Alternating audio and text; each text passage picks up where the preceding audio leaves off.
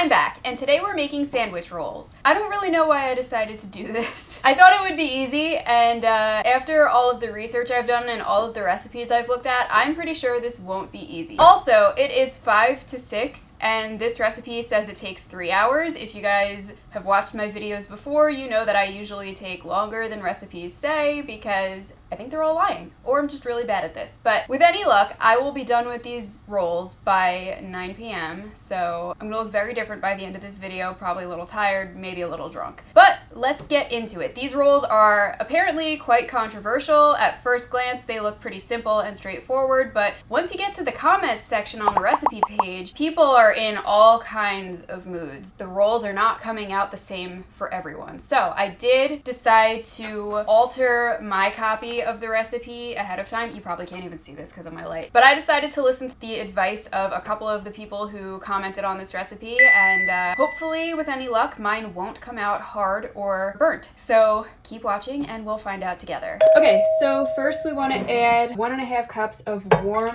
water to our yeast. I have this jar of yeast, so I'm going to be doing 2¼ teaspoons. Okay, so they want us to whisk to mix this, and I'm just gonna stir it with the dough hook.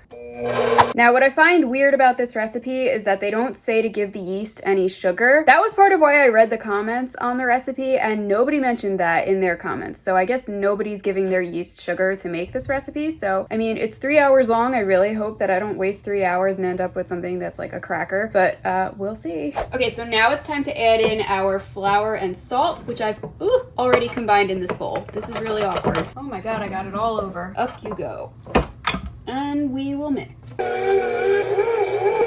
Alright, so the recipe said that it would need about 5 minutes, or the dough would take about 5 minutes to knead before it would form like a nice dough ball. It definitely hasn't been that long, but let me show you what it looks like so far. It's pulling away from the sides of the bowl very easily like the recipe said it would, so I feel like we're done kneading right now. We're gonna move to the next step. Okay, so I thought I was supposed to be transferring the dough to a floured work surface now, but I think I got ahead of myself. But basically, we need to take our dough out of the mixing bowl, and we want to roll it into a ball. So here we go. It smells interesting. The yeast is not a good smell. All right, I'm gonna put it back in my mixing bowl. It's rolling around in there. And we wanna drizzle the dough and sides of bowl a few drops, I think they meant with a few drops, of vegetable oil. Now, I don't use vegetable oil, so we're gonna use avocado oil.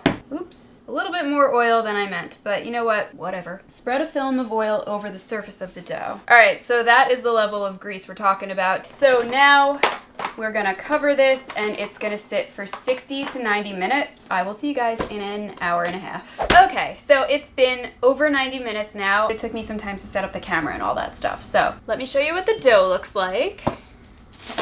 I believe that it has doubled in size. It sticks, oh God, it doesn't stick. All right, well, so it's not stuck to the bowl. That's a test, I guess. Lint.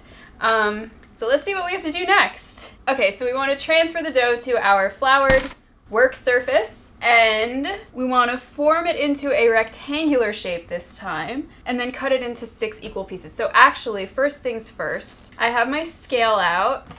I'll show you. So let's put the bowl and then tear, and then let's see how much the dough weighs. 2.296 pounds. My God. Okay, it's 36.75 ounces. We gotta do a little bit of math. All right, so we want each piece to be 6.125 ounces. It's supposed to be rectangular though. I don't understand why. No, I see no reason to make it a shape if we're gonna be cutting it up. So I'm just going to start by cutting it into the equal sized blobs. All right, so here are our 6 roughly equally sized dough balls. So now, okay, so it says using your cupped hand and the work surface, roll each section of dough into a smooth round ball. Now, Billy told me before that my dough ball was not smooth, so we're gonna try a little bit harder this time. We're gonna do it the way that they're saying. This is just getting avocado oil all over the table, and I really am not looking forward to cleaning it up. How smooth is it really going to get? I'm not spending all night doing this. Okay, so now it says we want to cover these for 15 minutes. So I'll see you in 15 minutes. Okay, it's been 15 minutes, and I think these might look bigger. You guys will be the judge of that because it's easier for you to compare this to what you have just seen. All right, so we now want to flatten our dough balls into 6 to 7 inch long ovals.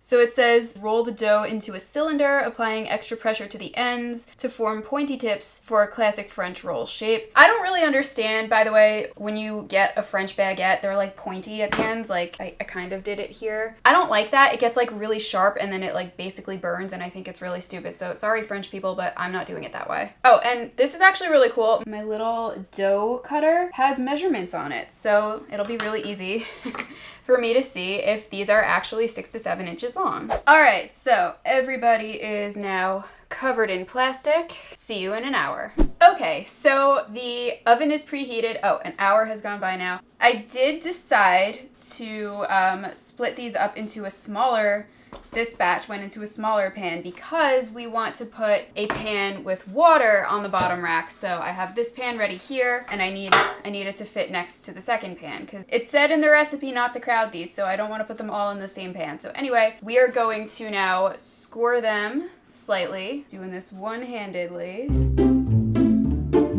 And then we want to lightly spritz each loaf with a little bit of water.